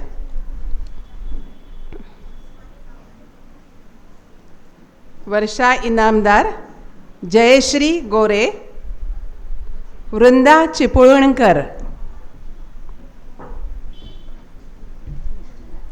प्राची दीक्षित,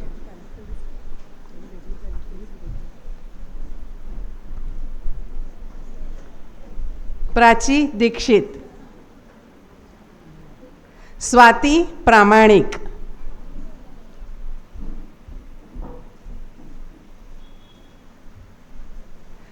अनुराधाताई कुलकर्णी,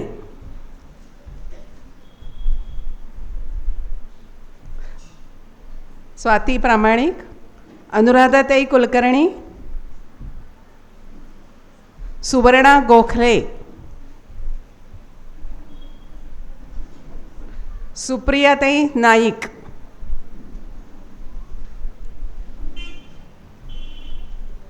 पुढची नावं राधिका गेले.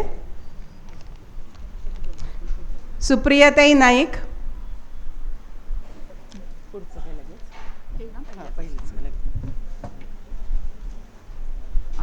अलका बेलसरे, हो, अनिता पागे,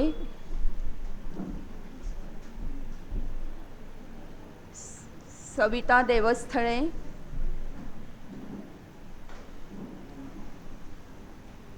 सुषमा वाटवे,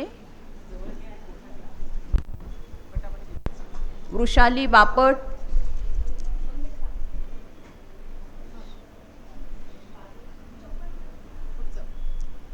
मिनल कोठारी.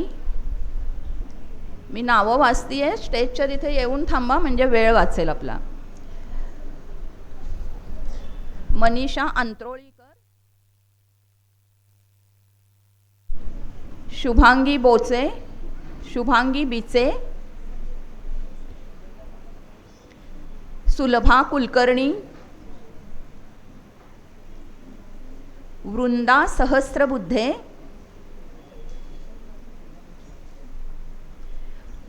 मोहन सदाशिव ऋषी,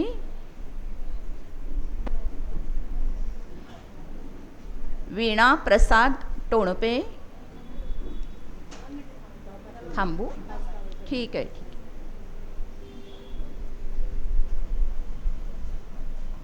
स्टेजच्या खाली थांबा, एकेकानी वरती या.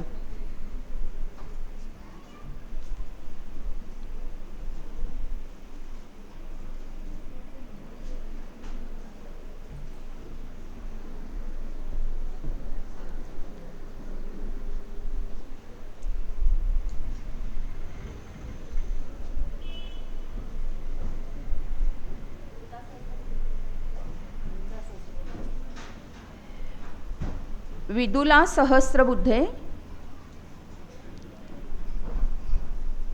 अस्मिता विजय बोत्रे,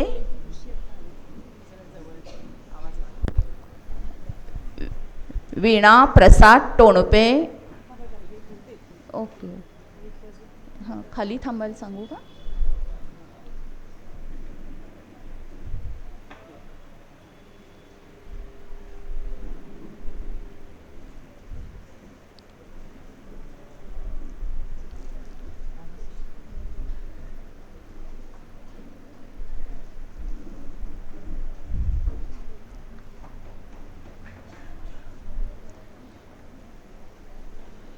मधुरा अमोद फाटक,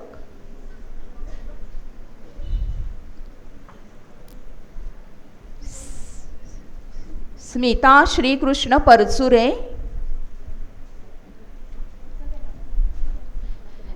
दीप्ती मिलिंद सहस्रबुद्धे, निलिमा रमाकांत आठवले, वैशाली वसंत शिंदे, श्यामला श्रीकांत देशपांडे. हो,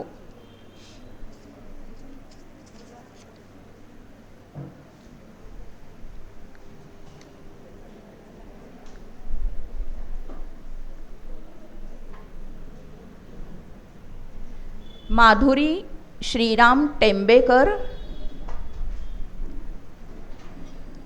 सुजाता सुधीर शेजवलकर. ओके ओके, हो मी तिथले खालचे थांबलेले दिसले की मी वाचत होते. ओके ओके ओके, 5 मिनिटे आहेत ना, ठीक आहे. सुवर्णा गिरीश घोसपूरकर,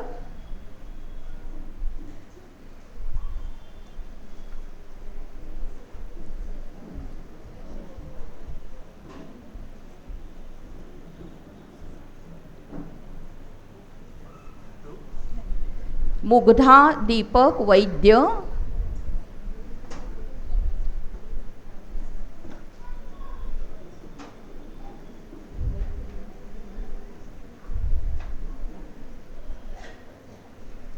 स्मिता हेमंत मोकाशी,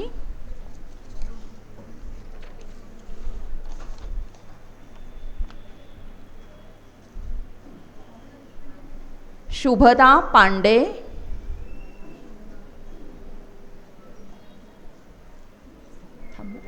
ओके हां ओके ओके. आता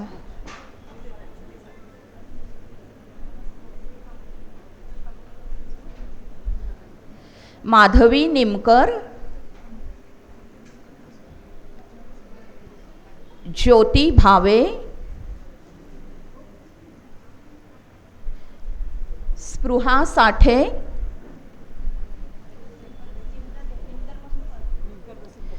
ज्योती भावे, स्पृहा साठे, विद्या जोग. ओके,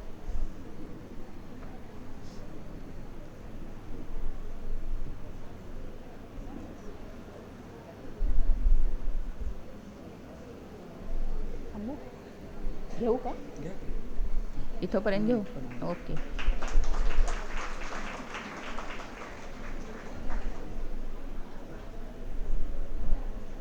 त्या घ्या म्हणतात अजून. ते म्हणतात अजून घ्या आहेत. अंजली अरुण पातुरकर, वर्षा संजय सावजी, अनुराधा अनंत सावजी, सारिका विवेक व्यवहारे,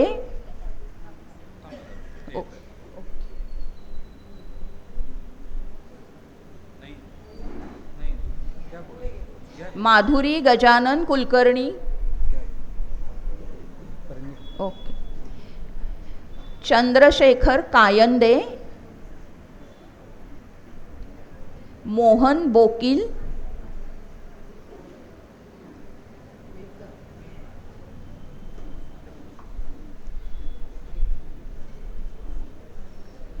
रत्नमाला लोवाळेकर, भारती मोराणकर,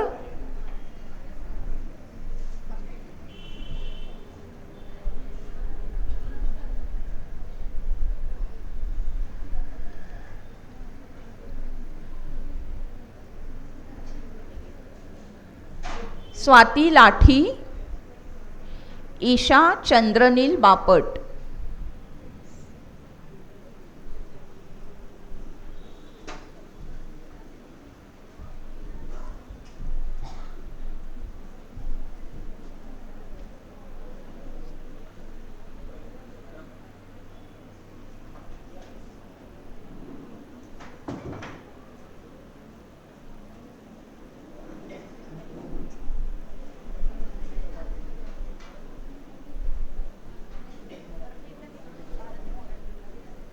भारती मोराणकर, स्वाती लाठी, ईशा चंद्रनील बापट. झाली? थांबू ना.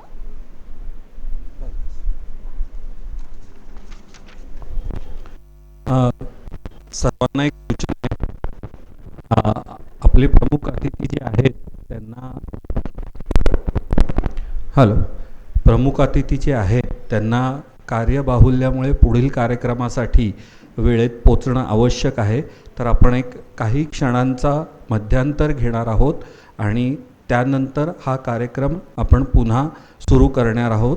पुन्हा एकदा आपल्या सगळ्यांच्या वतीने मी समर्थ भक्त मकरंदबुवा रामदासी यांचे मनपूर्वक आभार मानतो मंडळाच्या वतीने की त्यांनी त्यांच्या व्यस्त कार्यक्रमातनं आम्हाला वेळ देऊन मार्गदर्शन केलं.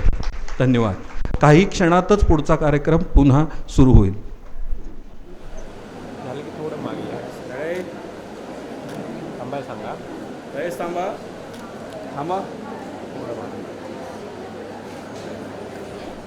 उज्ज्वला अंडरसन, कांचन भावठाणकर, वीणा देव,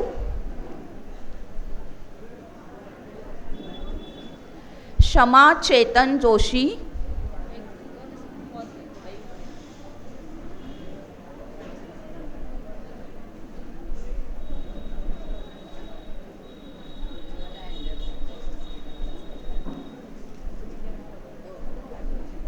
सुखदा गिरीश कुसूरकर,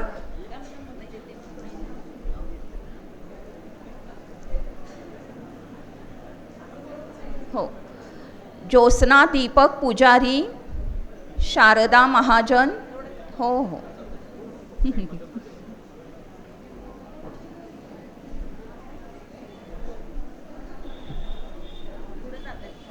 नाही, ते खाली थांबतील म्हणून मी घेते. कृपया शांतता राखा. गप्पा कार्यक्रम झाल्यावर पण मारायला वेळ आहे. आपापल्या जागेवर बसून घ्या आणि शांतता राखा.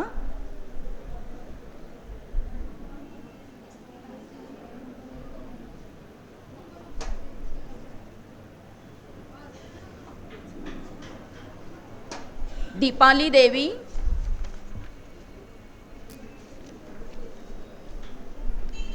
मनाली मुकुंद गाडगीळ,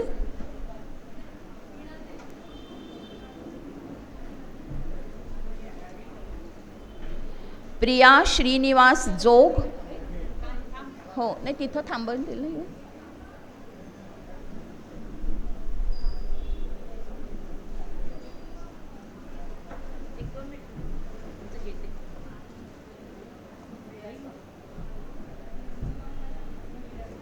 हां, प्रिया श्रीनिवास जोग,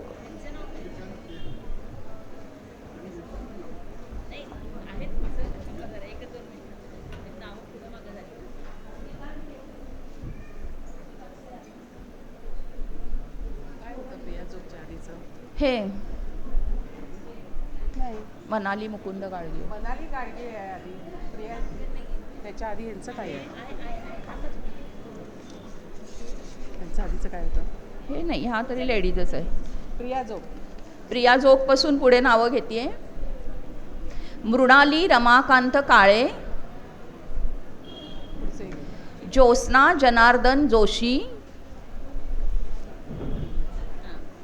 सीमा विजय पंडित. फक्त स्टेजपाशी येऊन थांबा म्हणजे मग येता येईल.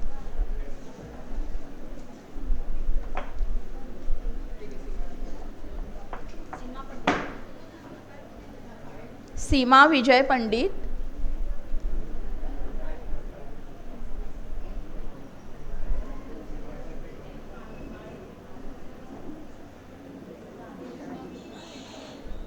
ज्योत्स्ना जनार्दन जोशी,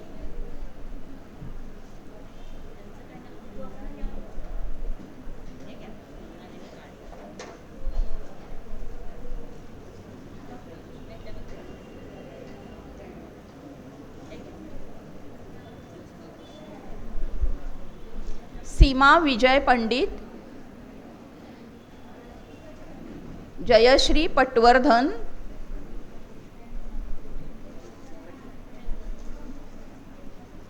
मृण्मयी भिडे,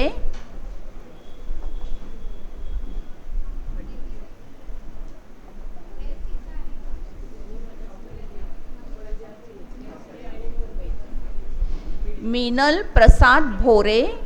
स्टेजपाशी येऊन थांबा. स्नेहा मधुकर कुलकर्णी. हो घेतलं ना. मीनल प्रसाद भोरे, स्नेहा मधुकर कुलकर्णी, पुष्पा विठ्ठल मोगलाईकर, आसावरी देवधर.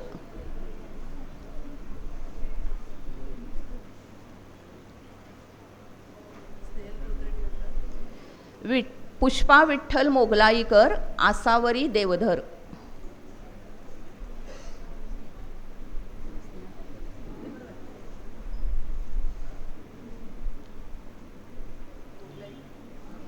पुष्पा विठ्ठल मोगलाईकर, आसावरी देवधर. आसावरी देवधर. दामोदर कुलकर्णी,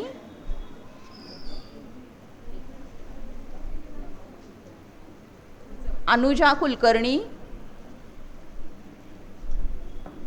सुषमा सांभारे,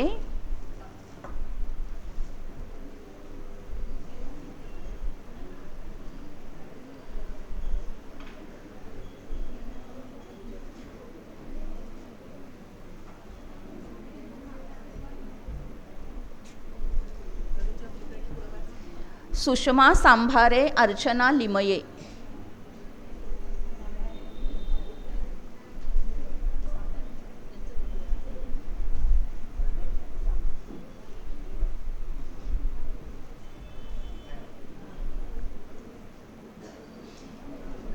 मीरा कुलकर्णी, कविता आरेकर.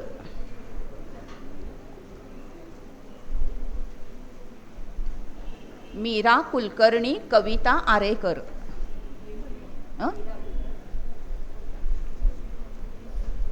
कविता आरेकर.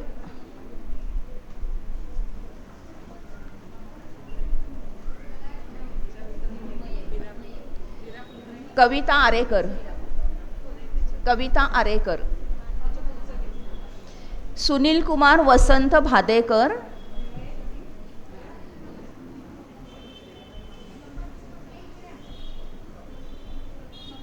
सुनील कुमार वसंत भादेकर.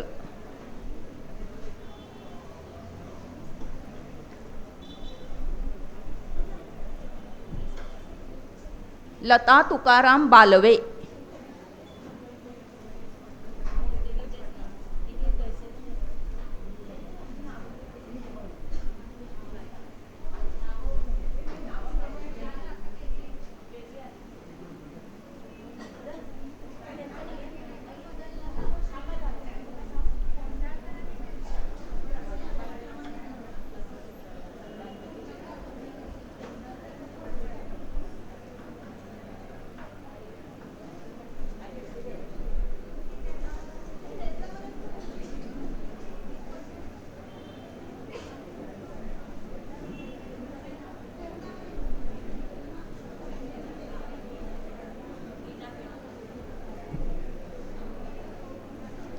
लीना दिलीप पेठे, मनीषा रमाकांत प्रभुदेसाई,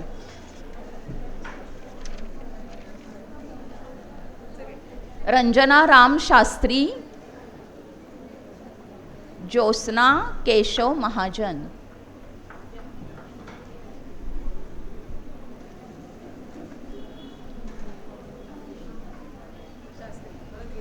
रंजना राम शास्त्री, ज्योत्स्ना केशव महाजन आणि अंजली अविनाश घरोटे.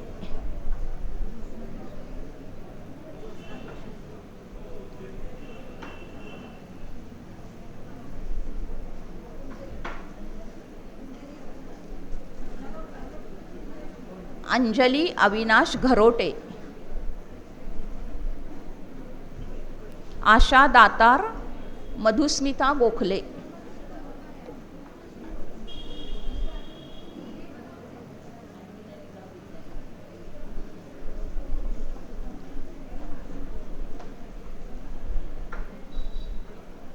मधुस्मिता गोखले,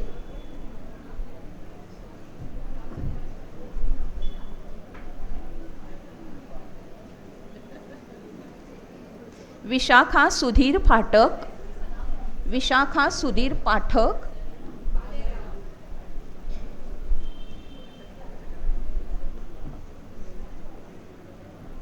वैशाली राजेंद्र खंडाळकर,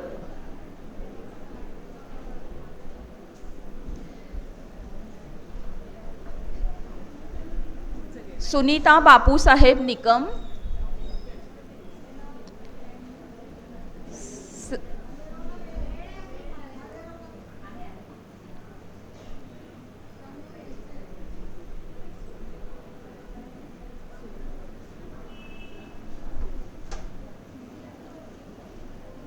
सुनीता बापूसाहेब निकम, सरोजिनी गिरीश दीक्षित,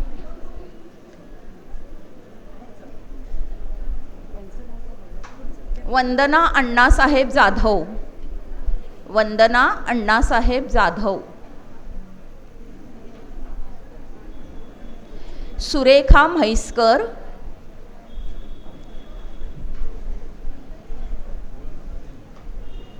अश्विनी अनंत अभ्यंकर, अश्विनी अनंत अभ्यंकर,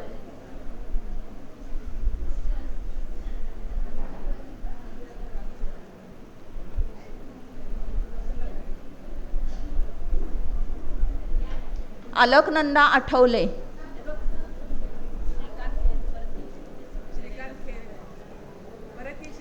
हो त्यांचं यायचंच आहे अजूनही. हां, अलकनंदा आठवले, श्रीकांत खेर, पद्मजा टोपणी,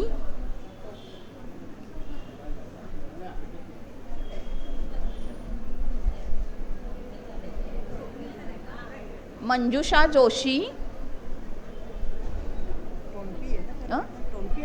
नाही टोपणी, इथे टोपणी आहे. मंजुषा जोशी, दीपाली कुलकर्णी,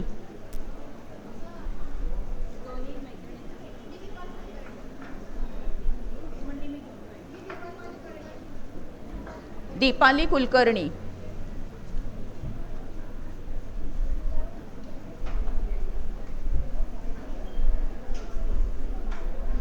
शुभा श्रीपाद संत, शुभा श्रीपाद संत, कुमारी आभा सुहास घाटगे,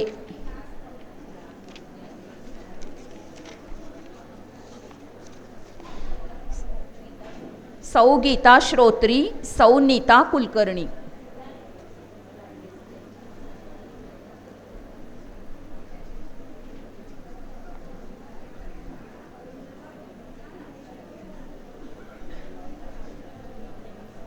प्रतिभा कन्हैयालाल देवी, प्रतिभा कन्हैयालाल देवी,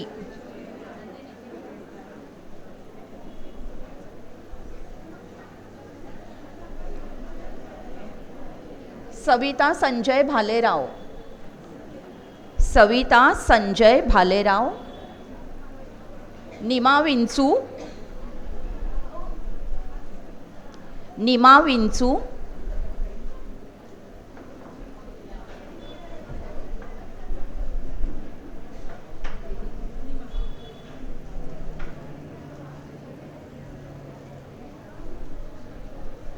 नलिनी चौधरी, प्रतिभा कन्हैयालाल देवी, नलिनी चौधरी झाल्या का? नलिनी चौधरी,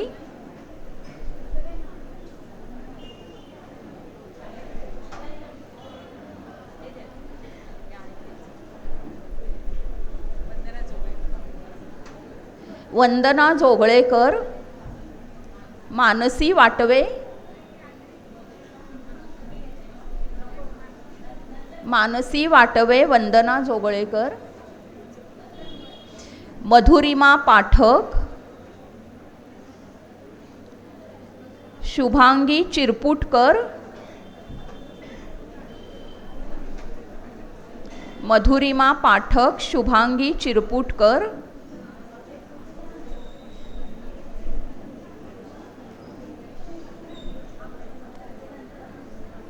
राधिका पुजारी, नंदकुमार पुजारी,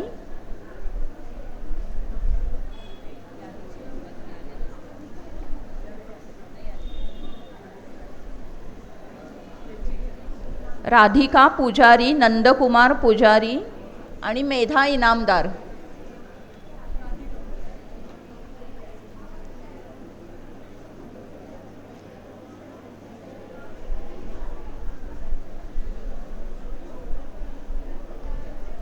मेधा इनामदार त्यांच्याकडेच द्यायचं आहे मला. हो, त्यांची बहीणच आहे ती.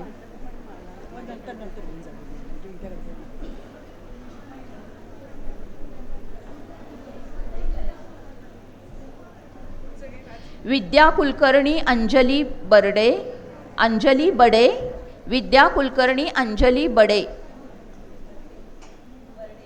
बर्डे, सॉरी, अंजली बर्डे. संध्या फाटक, सुषा कोष्टी, संध्या फाटक, सुषा कोष्टी, माधुरी निकम, स्वरदा केसकर, माधुरी निकम, स्वरदा केसकर.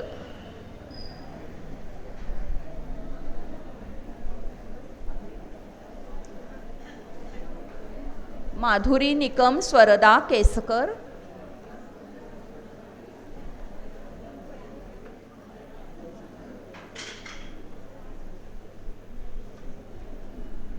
उषाताई वेळूकर, उषाताई वेळूकर. राजश्री सदानापूरकर,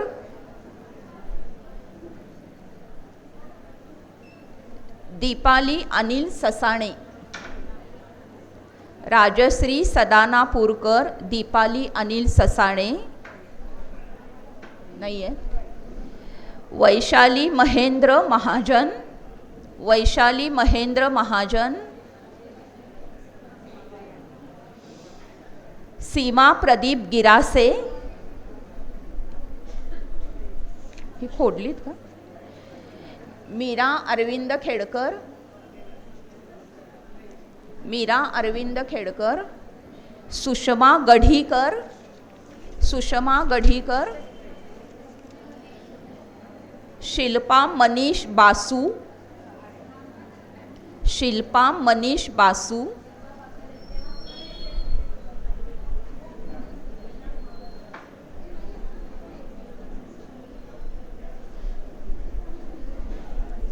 सोनाली संजय बाबर, सोनाली संजय बाबर.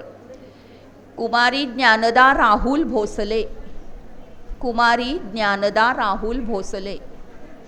विजया जनार्दन कोरडे आहेत ना? विजया जनार्दन कोरडे.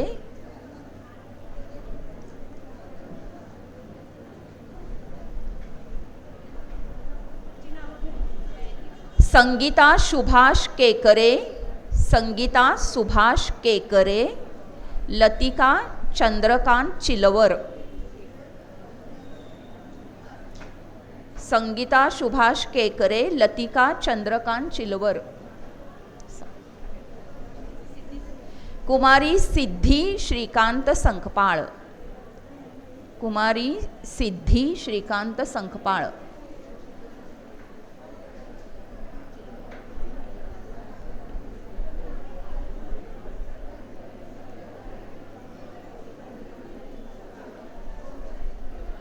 ऐश्वर्या शशांक बेहेरे, ऐश्वर्या शशांक बेहेरे, विनया प्रसन्न कुलकर्णी.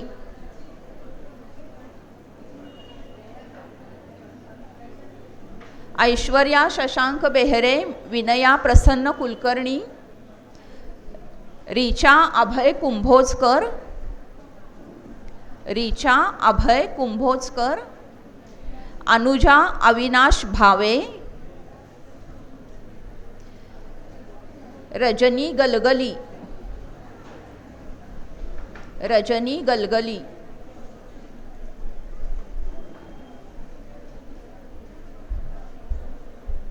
अमृता चितळे, ऋतुजा नाशिककर, अमृता चितळे, ऋतुजा नाशिककर.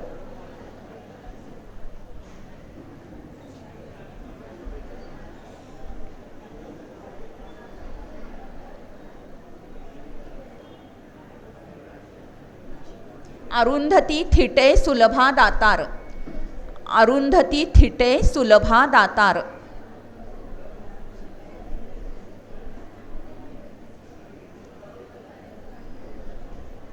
अरुंधती थिटे सुलभा दातार.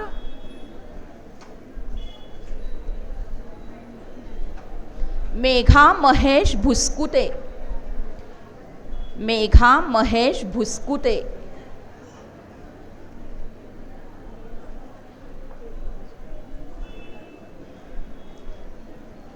अर्चना ओळकर, अर्चना ओळकर.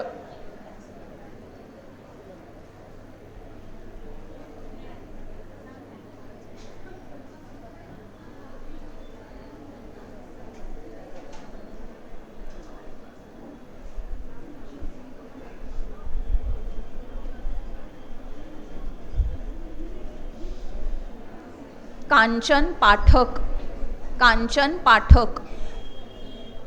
सविता जोशी, कांचन पाठक, सविता जोशी. माधुरी कुलकर्णी श्रद्धा काळीकर, माधुरी कुलकर्णी श्रद्धा काळीकर.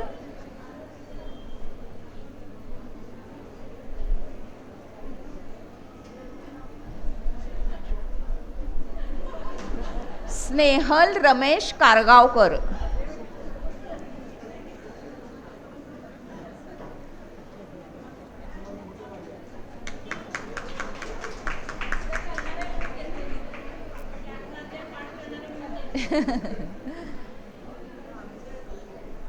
स्नेहल रमेश कालगावकर, स्नेहल रमेश कालगावकर. मंगला अशोक नगरकर, मंगला अशोक नगरकर.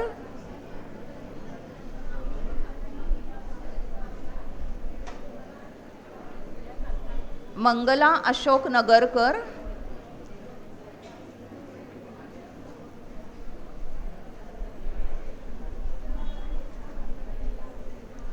रेखा मोहन घाटगे, रेखा मोहन घाटगे. विद्या गणेश पिटके, विद्या गणेश पिटके.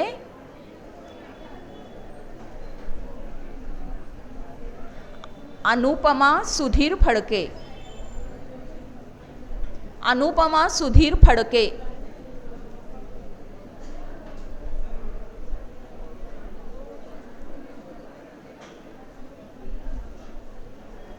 चंद्रकांत मेघराज चिंदोरे, चंद्रकांत मेघराज चिंदोरे.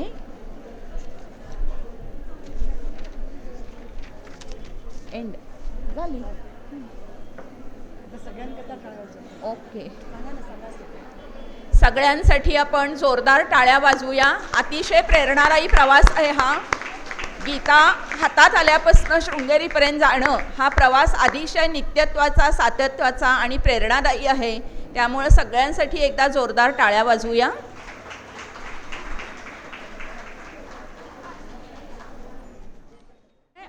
आरती म्हणून मग कार्यक्रमाची सांगता होईल. सगळ्यांनी जागेवर बसून घ्या.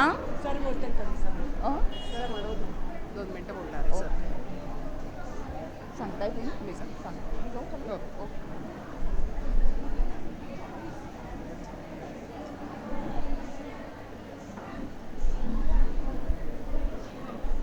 सगळ्यांनी बसून घ्यावं.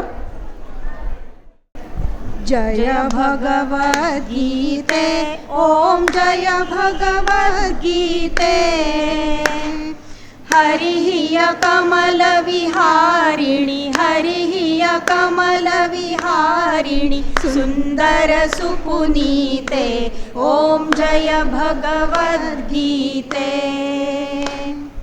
कर्म सुमर्म प्रकाशिनी कामासक्तिहरा तत्त्वज्ञान विकाशिनी तत्त्वज्ञान विकाशिनी विद्या ब्रह्मपरा ओम जय भगवद्गीते निश्चल भक्ति विधायिनी निर्मल मलहारी शरण रहस्य प्रदायिनी शरण रहस्य प्रदायिनी सब विधि सुखकारी ओम जय भगवद्गीते रागद्वेष विदारिणी कारिणी मोद सदा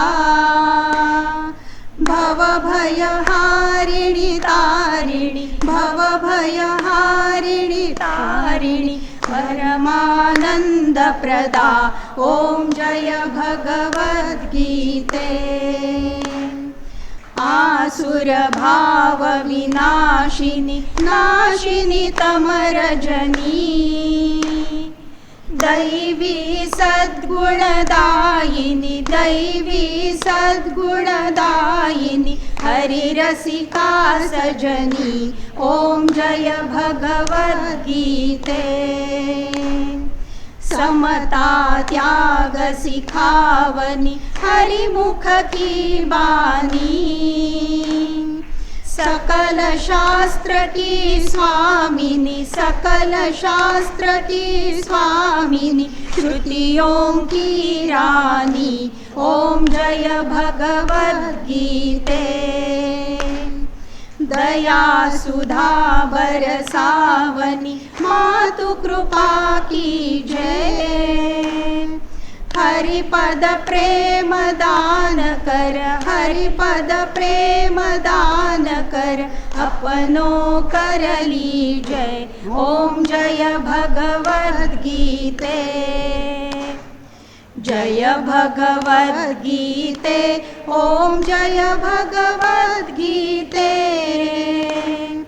हरिः कमलविहारिणि हरिः कमलविहारिणि सुन्दर सुपुनीते ओम जय भगवद्गीते भगवान गोपाल कृष्ण महाराज की जय श्रीमद् भगवद गीता माता की जय ज्ञानेश्वर महाराज की जय जय जय रघुवीर समर्थ भारत माता की वंदे मातरम.